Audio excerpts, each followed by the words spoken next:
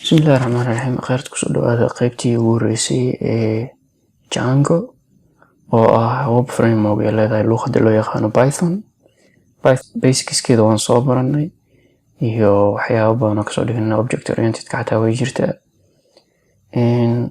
Python haddii aad aqoon soo baro si aad noola socotid because of Django waxay u baahan tahay aqoonta Python.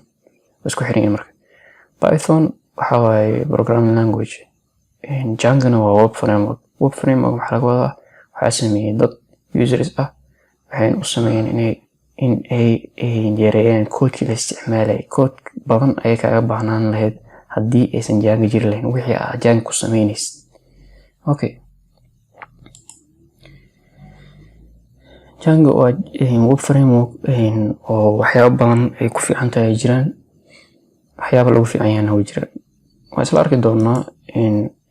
Marka ugu horeysa waxaan soo kicinaynaa PyCharm oo ahaa IDE-ga aan u isticmaalaynay Python-ka. Markaad soo kicisid si aad u set up gareysid Django waxaad sameynaysaa terminal-ka tegaysaa kadibna waxaad ku qoraysaa inta aan ku qorin ka hor waxaan marka hore sameynaynaa inaan new project dhahno. Projectgaasna waxaan qoraynaa Django. Okay, waxaan leenahay this window.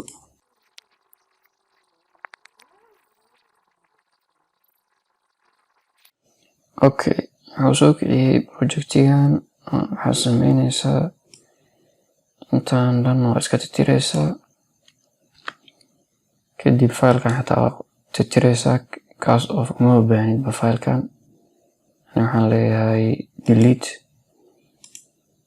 Okay, file markaad delete gareysid terminalka soo kicinaysaa waxaad ku qoraysaa si aan u set up gareeyo Django waxaan u baahanahay inaan soo install gareeyo. Marka packageska oo Python install gareyna waxaa la isticmaalaa pip.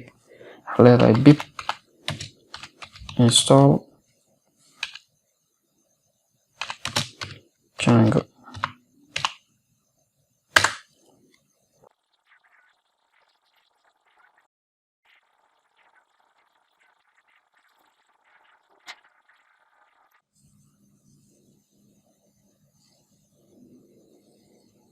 Okay, saa hadda u jeedid Django waa install gareysan tahay. Haddii aan rabtid inaad fiirisid inay install gareysan tahay in kale waxaad tegaysaa external libraries kadib waxaad tegaysaa site packages kadib waa soconaysaa inta ayaad ka fiirinaysaa. Distributionkeeda xataa weeshaan ku jirtaa waxyaabo badan packages badan ku jira. Okay, waxaynu xigo sidee project Django ah loo sameeyaa. Project Django ah inaad sameysid haddaad rabtid sidee u sameynaysaa. Mar walba marka waxyaabo badan oo aad sameynaysid Django aad joogtid waxaad isticmaali doontaa command line-kan. Commands badan oo aad sameyn doontid jiro. Okay, command-iga ugu horeeya wuxuu noqonayaa inaan version-ka Django ee ugu jira ogaado. Waxaan qorayaa Python markaa dhaho -m kadib waxaa leeyahay Django -version. waxay igu jirto Django 3.1.3.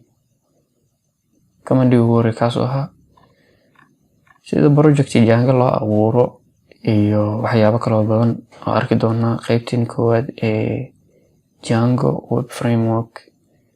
intaas ayaan ku ekeynaynaa. Assalaamu calaykum waraxmatullaahi wabarakaatuh.